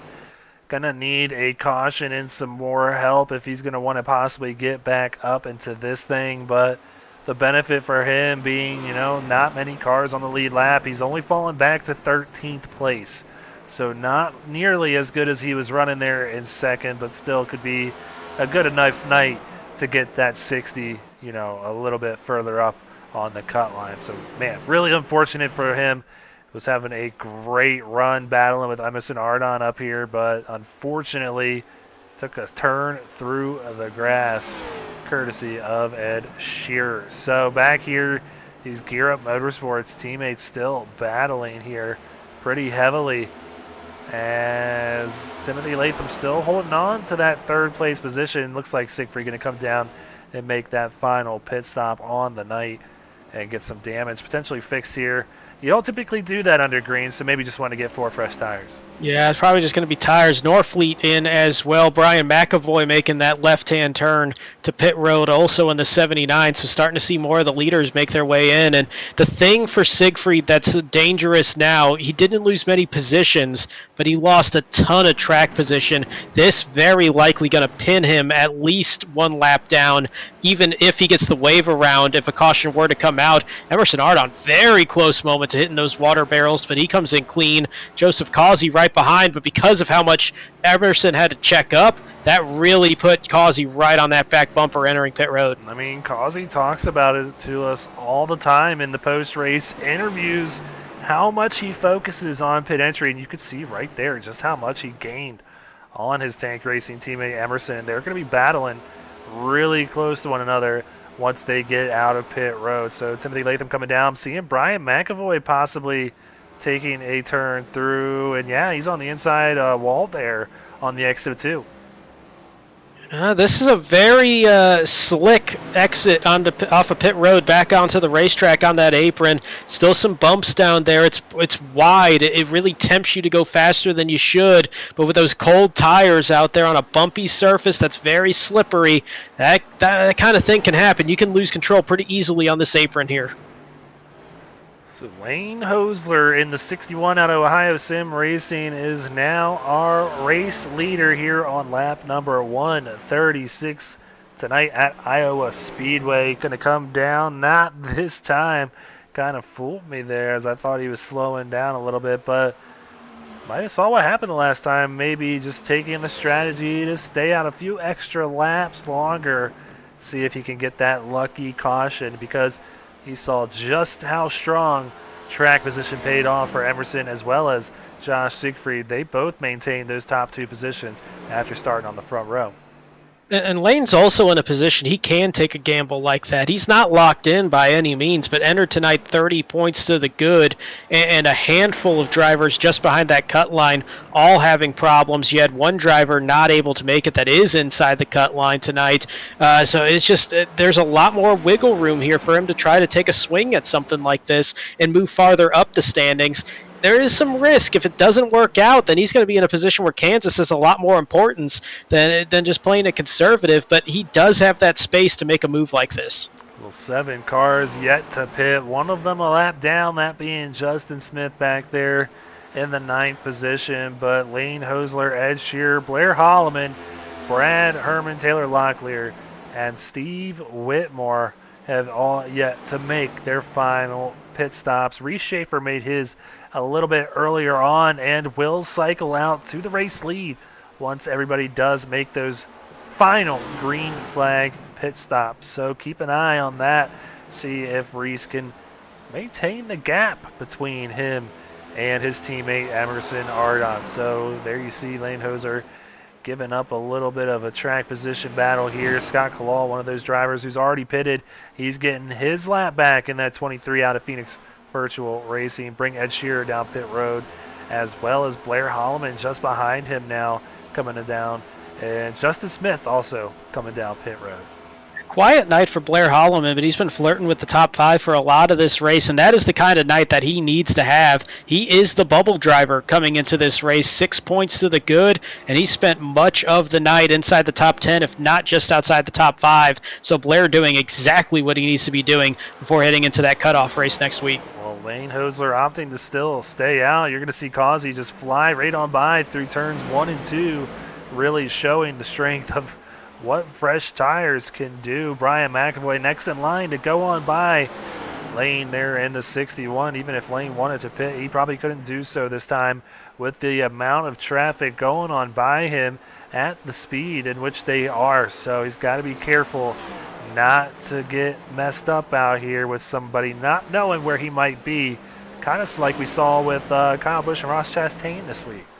Yeah, that was a rough moment, and thankfully there's window net standards with the way that tire kind of came up there with Ross Chastain kind of ramping, but that'll be a debate for another day. But yeah, one thing I'm noticing here out on the racetrack, though, we pointed out Reese Schaefer pitted early, and he's on the lead. He was been on the lead lap for a good bit.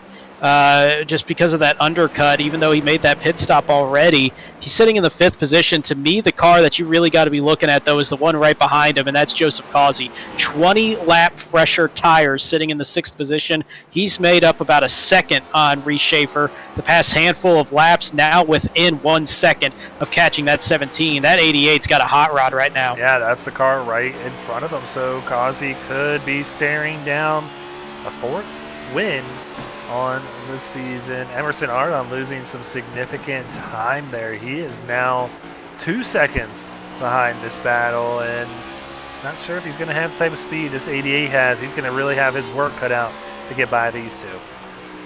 Man, that's going to take a huge effort. Maybe thinking that this thing's going to go green the rest of the way, and maybe trying to save a little bit of tire, but that distance starting to build up here pretty quickly as Causey, quick work to the inside of Reese Schaefer, goes right around, takes the 5th spot, but more importantly, that's going to cycle out to the lead here, probably in the next 10 or so laps at the latest. Yeah, so 4 drivers still yet to pit, 3 of them all out of Ohio Sim Racing, that being Lane Hosler, Taylor Locklear, and Steve Whitmore. Brad Herman, the other one in that mix, he has yet to pit as well. So that is going to be currently handing the butt kicker hard charger of the race to this battle-torn, battle-beaten, whatever you want to call it, 00 Chevy Camaro out of Ohio Sim Racing. He is up 22 positions on the night, currently in third place. So not too bad when you have that type of damage. Yeah, that looks like a short track car right now, especially on the left side. Hey, good news for him. It's all on the left side, really. It's not so much on the right side, so more car contact than wall contact, at least, as watch Brad Herman sacrificing the second position to come down pit road for what should be the final pit stop of the night with 27 laps to go. It's Lane Hosler crossing the line and still got that 10-second lead, but he's only got probably about 5 laps or so left before he's going to have to make that left turn as well. Yeah, I mean, a couple laps ago we were looking at it, and Causey was 22 seconds back of Lane, and now down to about 17 and a half and shrinking. I mean, it would actually be a really interesting race if Lane could make it the whole way here, just to see if Causey could catch back up, because those fresh tires are looking very strong at this point. And honestly, at this rate, Lane might come out a lap down with how much longer he's opting to stay out than everybody else. Might be seeing him come down this time. Looks like his other 2 teammates have come down, and yep, the 61 is coming down this time. He gave a very early announcement right after he passed pit road entry this past time by, saying that he was going to make his way down. So he stretched that to about 80 laps since that last pit stop, about what we were thinking, as 25 laps to go. Hashtag go faster out there on the top left side of the screen. And one man that's really going faster right now is Joseph Causey. He's going to pick up the lead with 25 laps to go, 2.5 seconds clear of Emerson Ardon. Yeah, you can see that car bouncing, just like you said, hitting those bumps through 1 and 2. They're just riddled throughout that entire sequence of turns. Heading down into 3 and 4, though, looking really smooth, really fast, and really good with a healthy margin between him and the 57. So that looks like it's going to be a battle heating up back here for second here shortly, as, ooh, wow, we got Brad Herman with a lot fresher tires, almost getting into the rear bumper there of the 57, cutting him a little slack, and probably letting him know it too. Yeah, that's a bit of an uncomfortable moment when you know you got the faster tires. Ardon, those tires aren't exactly old for the 57 at this point either, but just trying to do as much as he can to stay in front of Timothy Latham and Robert Norfleet, who are closing in, trying to get that straight line run out of the turn as best as he can. Maybe just misjudge the timing just a little bit, but good patience there from Brad Herman and giving him that little bit of space. Let's go ahead, check out the next couple of weeks. We keep preaching it. Brandon, it's the final week of the regular season. I absolutely cannot believe it that we are to this point. Gonna get started with the playoffs in 2 weeks at Texas Motor Speedway, and then race number 2 of round 1 gonna be Charlotte Motor Speedway, and wrapping up round 1 at Michigan, and that is gonna be a battle for those final 10 spots. Round 2 going to kick off at Chicago. So it's going to get to be an exciting next couple of weeks as we figure out who exactly is going to come away with the $500 in each series. Yeah, it's going to be a interesting first round there. I mean, Texas and Charlotte, somewhat sister racetracks. They're both 1.5-mile quad ovals, but as we've kind of experienced last weekend and then coming up this weekend, they drive completely differently at this point. So they're the same but incredibly different. So you can take some things but not everything from one to the other. Michigan just flat out speed around that racetrack. And when we had that in the playoffs before in season 1, just wild racing across all 3 series and a cutoff race there before the championship race. Now it's the cutoff race before round number 2, so still big pressure at a track that fast. So Lane Hosler comes out in P number 11 after being the last one to come down pit road, and the next car in front of him has 45 lap older tires in Seth Berger, so this 61 going to be feeling like Superman to finish this thing out with 19 to go. Should be able to pick up a few spots, but not going to nearly salvage the run he was having when that 61 was out in front. Well, one thing that might go really well for him, though, the rest of the way, is if a caution were to come out here pretty shortly. We've only seen one tonight. I'm not trying to speak that into existence, I promise, but that's going to be a scenario where this could be money for that 61 car right now. Fresh tires, doesn't have to worry about making that pit stop. He would go straight to the front unless somebody gambles on older tires. move lane up to 10th now, staring down. Bobby Anderson's going to go right on by the inside of that 18 machine, move lane up to 9th on his tear, back up to the front. Next one in front of him going to be Michael Politis, but Bobby Anderson into the wall there just a bit, saved it, thought he was going to spin that thing into the grass in the infield, but did a good job gathering that one back up. That was almost the caution that Lane wanted, though.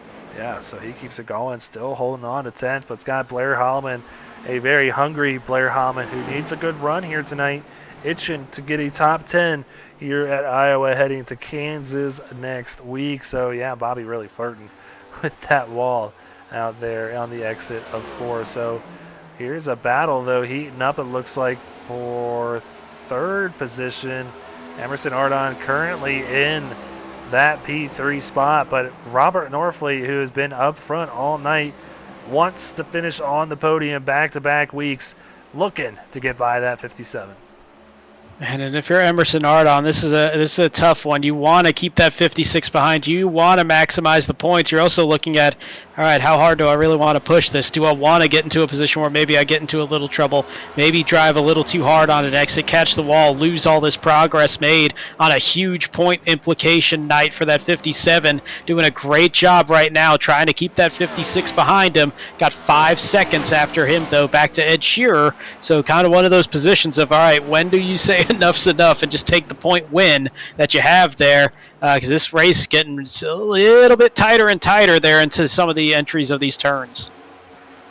That's 13 laps to go officially here at Iowa Speedway, and this is the tightest battle on the track. It's the battle for 3rd. Currently, Emerson trying to navigate his way through lap traffic is Brian McAvoy, and that is Steve Whitmore in the 70, putting both of those drivers a lap down. That puts 15 cars officially on the lead lap. Byron McDonald, the next car that could possibly go 1 lap down. So, yeah, this is kind of helping Emerson kind of separate himself from that 4th place car of Robert Norfleet. Absolutely is, and that was a big moment there, and respect to Steve Whitmore, because a couple laps ago he had an absolute opportunity with all the pace that he's carrying to push that thing 3 wide, put everybody into a bad spot. He saw what was going on. I think he saw, hey, that's a lead lap driver with a lapped car, not going to force that into 3 wide, kind of backed off, waited a couple laps, then took the opportunity to go around. Respect to Steve Whitmore there in the 70 for that patience. Well, Joseph Causey on the exit of 4 sees 10 fingers in the air from our flagman. 10 laps to go here on Speed Racing Network's Cup Series race at Iowa. It's been a great one so far. Pretty green for the most part. Just 1 caution on the night. 25 cars coming to battle here as the spots are dwindling here for the playoff push. So Causey definitely has a spot. His name is in green. Timothy Latham there in 2nd. He's got a spot, but Ardon looking to really make a run at solidifying his position. Norfleet looking like he could clinch tonight, Brandon. Yeah, just needed a top 10 tonight for Robert Norfleet to clinch, currently sitting in the 4th position. Just about all he has to do is stay on the lead lap. Oh, we got one into the wall. I believe that's Byron McDonald. Yeah. Is that the 8 car? Just riding that wall all the way down the back straightaway. Got a nice little recovery there, though. Got it back up to speed. Only dropped a couple of spots. Not even positions, just placements there on the racetrack. But going to hurt that push to try to get back onto the lead lap there. But still holding on to 17th position. Yeah, so not the night Byron McDonald wanted, not the season. He wanted a very well-established veteran here in Speed Racing Network, still working to make his way back to the SRN playoffs. Could still get that playoff lucky dog. That is going to be an option for 3 drivers, 1 in each series. The highest finishing driver in week 14 at, Texas, is going to get that 16th and final playoff position and kind of sneak their way, I guess you could say, into the playoffs. So it's not going to be all done for those guys with the red numbers in their names. No, and that's just a race within the race that makes the the other race within the race a whole lot more interesting because you got guys fighting for a second chance at getting into the postseason with all that intensity racing around guys that are trying to set themselves up for the next two races in that opening round. That can always lead to some interesting moments. And speaking of interesting, how about this run all of a sudden? Lane Hosler, he's picked up about 6 seconds over the past 10 or 15 laps or so on these fresh tires, worked his way all the way up to 6th. He might have a shot at Ed Shearer, who's currently sitting in that 5th position as well, just about a second and 3/4 ahead of him. Yeah, 10 lap fresher tires than Shearer. Now, granted, the last couple of drivers that he has passed, he had about 30 or 35 laps on those drivers' sets of tires. So you might have a little tougher time catching that 97, but certainly doing just that. 4 laps to go. I'm not sure he's going to be able to get to the top 5, but a great run for the 61 nonetheless. Let's go ahead and stay with the 88 for the rest of this race. 3 laps to go. Some lap traffic ahead of him and a quickly closing Timothy Latham. 1 second back now. Yeah, and you're looking at a little side-by-side action, though one of those cars side-by-side in front of the race leader currently is the 24th, Seth Berger, so I'm imagining going to work with his teammate there a little bit to not still be side-by-side by the time that 88 catches them. But 2 laps to go here in Iowa. Those lap cars might not even be a factor with how short of a time span we have left. Yeah, we will see, but you're right, though. They are side by side again, and that's got to be something that Joseph Causey does not want to see. Latham, though, looks like he got it to the wall a little bit back there. Still closing the gap a little bit. Looking like Causey gets a better exit off the turn. 1 lap to go. White flag waving here at Iowa. I got to tell you, being an Xfinity driver and then watching and being up here at times in the Cup races, I feel like I can't get away from the sight of Joseph Causey winning these races all of a sudden, but a great performance tonight as he enters 3 for the final time.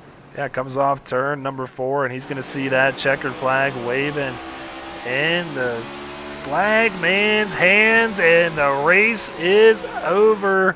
Joseph Causey wins it for the 4th time here this season in the SRN Cup Series. Unreal. I believe that's 6 wins in his last 10 races across all of SRN, whether it be Xfinity or Cup. Just an incredible run for that 88 right now of Joseph Causey. And tell you what, we're getting close to the playoffs. We might be looking at somebody flirting with a double title right now as he is in playoff positioning big time in both of those series. Yeah, he's definitely within his rights to something that we are not familiar with in the Speed Racing Network bylaws. But in the rules this year, they said you can run in multiple series, and that perked the eyes up of a few drivers, one of them being Joseph Causey, and man, he has really hit his stride with these Cup cars. This is his favorite cars from what I understand. Says he hates the Xfinity cars, wins in those too, so definitely doing really well in this Cup Series car. Man, I wish I hated the Xfinity car that much that I could start winning races, but man, it's an impressive run that he's on right now, and that either it's the 88 in Cup or the 42 in Xfinity right now. You just show up at a racetrack, and that car is a automatic threat to wind up in victory lane as it did once again tonight. So as always, this celebration sponsored by the TJ's Team Foundation, winning a moment. As always, check them out at www.morethanAcape.org. So Joseph is just going to opt to tank this car altogether. Did there, Brandon, tank it? Yeah, pun totally intended on that one. 110% was intended. There it goes. The motor has expired as well as the celebration. That's going to do it there. So we'll head back up to the blimp to give you your results here tonight of the race at Iowa Speedway, week number 12 of 20. Joseph Causey comes home with the win. Timothy Latham in second. Emerson Ardon in third. Robert Norfleet and Ed Shearer round out the top 5. Lane Hosler made a run of it, only wound up about 3/10 behind Shearer, but will take the 6th finishing position. Reese Schaefer with yet another top 10 finish. That will be his 8th in the last 9, as he will be in 7th place. Scott Kalal, a great run tonight to try to solidify himself into those playoff positions in 8th. Michael Politis doing much of the same in 9th. Blair Holloman, bubble driver, entering tonight's race, rounds out the top 10. Brad Herman comes home in 11th. Bobby Anderson in 12th. He's also going to get your butt kicker hard charger award for this evening. He is going to be able to claim that bragging right heading into Kansas next week. Seth Berger comes home 13th. Josh Siegfried, after a strong run up front, comes home 14th. Steve Whitmore rounds out the top 15. Also, one lap down will be 16th place Brian McAvoy. Taylor Locklear will be in 17th. Byron McDonald winds up in 18th place. Justin Smith, 19th. The last car, 1 lap down. First car, 2 laps down. And rounding out our top 20 will be Jordan Sailors. All right, well, that is your top 20 on the evening. Let's go ahead and track down our podium finishers here and get Emerson Ardon up into the booth. There he is. Emerson, it's Greg Olenek and Brandon Domain up here in the SRN broadcast booth. Congratulations on a season best finish. 3rd here at Iowa. How's it feel to kind of get the monkey off the back heading into the playoffs? Y'all have no idea how much this means to me. I started the season off at the first 3 races, 2nd at points. I was running top 10 at Coda. My internet lagged out. And from then on, I had it was an area outage. I didn't get my internet back for 3 hours. And that just started probably the worst streak I've ever had in SRN. Just bad finish after bad finish after bad finish. I didn't finish with a lead lap for 49 days.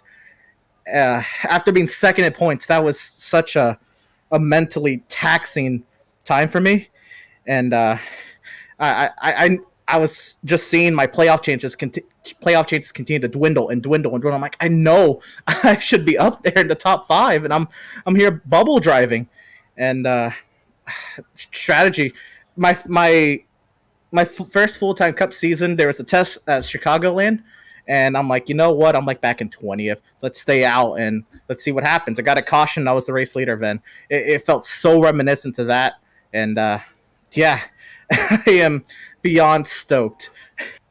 Well, we were talking about it during the pre-race that you got into that position where you were 7 points clear coming into this race after just 8 weeks or so of just rough runs there and rough luck at times. And to do it now, this is a pretty clutch time to come in here with the best finish of the season, finally getting back into the top 10 groove. They got one more chance to solidify that spot going into Kansas. How big is that momentum going to be going into that regular season finale? Oh, it's huge.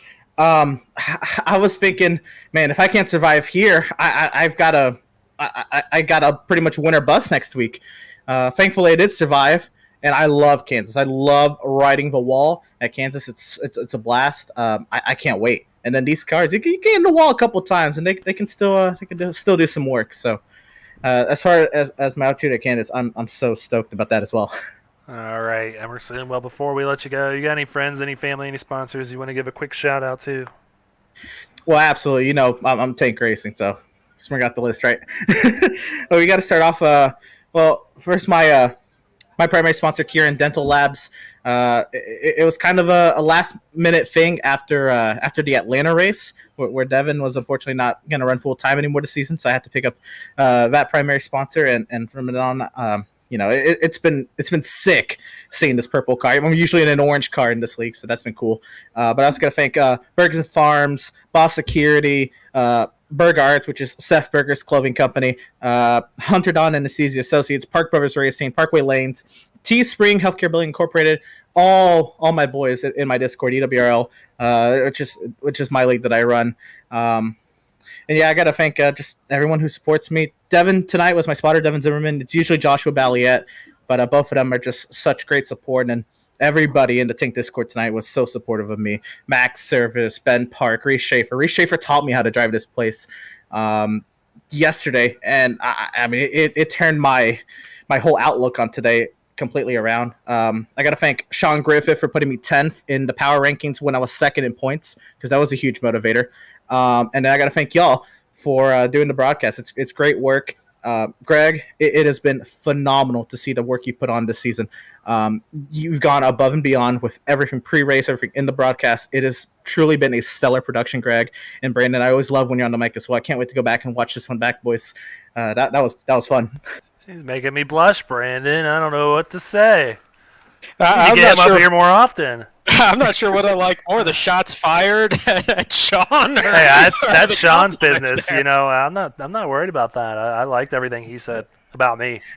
Y'all know I broadcast a lot on my own, so to see y'all like the product that SRN puts out each week, it's been phenomenal. I've truly enjoyed watching all these broadcasts. That's not to say Sean didn't do a great job with them. It's refreshed, it's new, and I love it.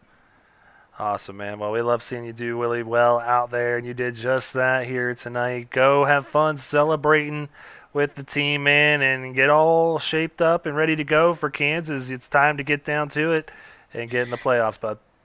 Yes, sir. I appreciate it. Thank y'all so much. All right, Brandon. We need to bring him up here a little more often here. So, Emerson, get to practice in, get that podium finish next week, and we'll get some more some flattering quotes here from him. So let's go ahead and try to track down. There he is, Timothy Latham, someone we're used to talking to up here in the broadcast booth. Timothy, Greg Olenek and Brandon Domain up here. Welcome. Congrats on P number 2 tonight and the number 5 Raise Energy Chevy Camaro. Good run. How you feeling about that run here tonight? Feeling great. And I switched mics, so I do sound a little bit different. But I feel great about that. We went in there, qualified 10th. Wasn't really our best effort, but we kept crawling our way through the field each time, and we finally got to second. I feel like if we had maybe 5 to 10 more laps, I probably could have got that leader. And I made a few mistakes over that last run, so I lost some time doing that. But, man, I had a blast out there. I was passing guys left and right. And it's just another great run and just an incredibly consistent season that you've had. We talk about today during the race that you lead in laps run pretty much every single lap that's been run this season. You've been out there on the racetrack, and just that consistency has rewarded you with that. Getting locked in with 2 races left now with 1 race to go. So how do you approach Kansas next week? I mean, it's still an opportunity for bonus points and everything, but not, you don't have anything on the line aside from that in the midst of a lot of guys that are going to be going just absolutely crazy trying to solidify a playoff spot. Yeah, we're just going to approach it the same way we do every week. I just want to go out there and try to win the race. I don't really have a strategy for Kansas. I do like it. It's one of my favorite tracks to run, and it's probably my best mile and a half that I run. So I'm looking forward to that. But man, I still can't get over how many mistakes I made tonight. I'm gonna beat myself up over that. But yeah, looking forward to it. Kansas is a great track, so I'm gonna have a lot of fun for sure. Don't beat yourself up too bad. P2 is not too shabby. But Timothy, before we let you go, you got any friends, any family, any sponsors you want to give a quick shout out to? Yeah, of course. If you want to thank the team, we did a lot of practice this week, myself included. I did a lot more practice than I usually do, so I figured that would help me tonight, and it definitely did for long runs. So everybody at Gear Up Motorsports, want to thank everybody at Gear Up Apparel, Raise Energy, Rep Sports, G-Pop, all those guys for giving me the opportunity here. And man, congrats to the whole team. We had a great race tonight, and hopefully we can have another one next week. And thanks again for you guys for putting on a great show every single week. Hey, man, we appreciate it, and best of luck next week at Kansas. You're exactly right. The team is heating up at the right moment. So we'll see you out there for Week 13. Have a good rest of the week, man. All right. Thanks, guys. All right. Well, that was our runner-up here tonight, Timothy Latham, joining us up here in the booth. Let's go ahead and bring the one and only Joseph Causey. And at this point, Brandon, I think this man is getting tired of talking to us almost. I mean, it's becoming a recurrent I think it's the other way around, to be honest with you. Well, no, man, I love it. You're always a bundle of joy and energy up here, and it seems like it's always your first win, too. You always battle for these, and it's never an easy battle out there. It didn't seem like it was going to be your night tonight. Some guys maybe had some better speed than that 88, but the strategy and And we saw the one time the pit entry you got on everybody. It paid off and added up at the end. You come home and win. That's exactly what got us that win. Was the pit, the last pit. Me coming in. If you see me behind Emerson, look how much I closed up on him. That was the pit that sealed the deal coming up, and I was able to get in there really good, then get out really good, and then I just set it as cruise control, making sure I just hit my marks perfect to where I did not mess up that much. I know Latham was coming after me, but like when I got the word that Norfleet come in because he was bad fast all night, I was like, I told my spotter Miz, we coming in. I'm coming in. So we made it happen. I don't know. I told all my guys, I was like, man, this track is not my track. I am not good here. They think I'm a liar. We've heard that, you not really liking the Xfinity car, seeing the success there, not really liking Iowa, got the success here as well. And I haven't, been on the mic a whole lot with your races, because normally we're either running in the Xfinity side or Pete's in here on the Cup side. And one thing I kind of get curious about, we haven't seen anybody, because this is the first season that we've really allowed this double opportunity to run for points in multiple series. Do you think that's helping you as it goes, just getting more confidence in there in the track, even though the cars kind of respond very differently at each track? Is this really like a big benefit to you, or is it just kind of just how it's working out, that it's just fast no matter what? Brandon's asking for a friend, by the way. yeah, absolutely. Only for a friend that might want you to take it easy the next couple weeks, since you're in a pretty good spot. Man, I don't know what to say. Like, I mean, it seems like I'm doing quite, when I do good here. Well, it was seeming like at first when I didn't do good here, I was doing good in Xfinity. But now it's like contradiction going like I'm good here and I'm good there. So it's like, I'm not expecting to be good there Thursday for whatever reason. If I am, oh, here we go again. It's a miracle. Well, I mean, I guess the question asks itself: what's Joseph Causey like in a truck? Because I mean, that's the only thing we haven't seen out here yet. Do you hate the trucks too? Because that probably means you dominate over there. I actually like the trucks, to be honest with you. All right, man. Well, before we let you go and celebrate once again with all the teammates and stuff, you got any friends, any family, any sponsors you want to give a quick shout out to? Yeah, gotta take Burson Farms, got him back in victory lane once again. Boss Security, Parkway Lanes, freaking Kareen Dental, Berg Arts, 109 Anesthesia Associates, Park Brothers Racing, Teespring, Healthcare Billing Inc., EWRL. Thank my spotter, Miz, for helping me out with this one. And thank my teammates as well. Freaking, I'm glad for Emerson. He got himself a top 3. Man, that guy has needed it. Man, you know what? We made the joke. It must have been the Cobra symbol. We got the 10 extra horsepower. We want the Cobra symbol on the front bumper. That's what we were talking about. We talked about that. We noticed you also put Reese in the Boss Security car this week. Figured that was going to be kind of a lucky thing. You all had great runs out there for tank racing once again. But, yeah, man, we'll see you next week at Kansas here in the Cup Series, and we'll see you Thursday night right back here at Iowa. So congrats once again, Joseph, and enjoy it as always, man. Starting to make this a regular thing, and we'll keep the seat warm for you. Yeah, sir, please do. All right, take care. Take care. All right, that was Joseph Causey, who comes home with his, is it 4 wins in the Cup Series? I can't even keep up. 4 in Cup, 3 in a row at this point with Auto Club Vegas and now Iowa. I don't know what it's going to take for anybody to stop that 88 right now on the Cup side. Yeah, this is the point where people start going, oh no, this guy is really hot right now and can barely be stopped. We didn't even see him up front this whole race until the money stop, where he just absolutely struck gold and picked up big time on the leader, Emerson Ardon, at the time, and really just separated himself. It took him not too long to get by Reese Schaefer. After that, he was smooth sailing and really put on a clinic there at the end. Yeah, that pit stop, that was absolute money. And we caught it live, just how much he closed in on Emerson and that pit entry. And it wasn't certain if it was Emerson kind of being conservative going in or if it was Joseph being really aggressive and nailing that entry. And maybe it was a little bit of both, but I'm leaning a lot towards the latter. It was just a perfect entry, made up a good second and a half, and that just put him in clean air once he got those fresh tires. Absolutely. So that wraps it up for us here tonight. Brandon, you and I both going to be back here tomorrow for some truck series action right here at Iowa Speedway, night number 2 for week 12 action. Filling in for Pete, obviously, tonight. Pete, we're thinking about you, buddy. Hope you're feeling all right. Had a big week last week and unfortunately a little bit under the weather here tonight. So, in case you guys missed it before we go, we'll go ahead once again, show the reveal for tonight.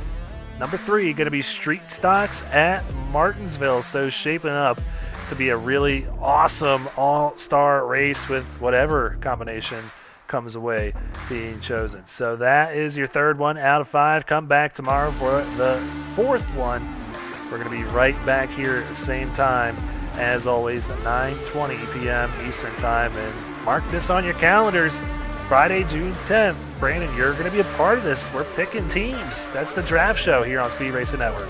Yeah, what a turnaround there from season 1. I was picked around midway through there out of the truck series in the first All-Star, and I'll be honest, I was a little hesitant being a captain this time, but got asked to do it and happy to do it. And it's going to be a lot of fun. I can't wait to draft and probably piss people off and make some enemies right at the start of the playoff. And that'll be great. But this is going to be a great time coming up on this draft show. Absolutely. So definitely come on back tomorrow for some truck series action right back here. So make sure you hit that like button, hit that subscribe button, and hit the little bell so you know exactly when we go live. But that's going to do it for myself, for Brandon Domain, all the people that make this happen behind the scenes.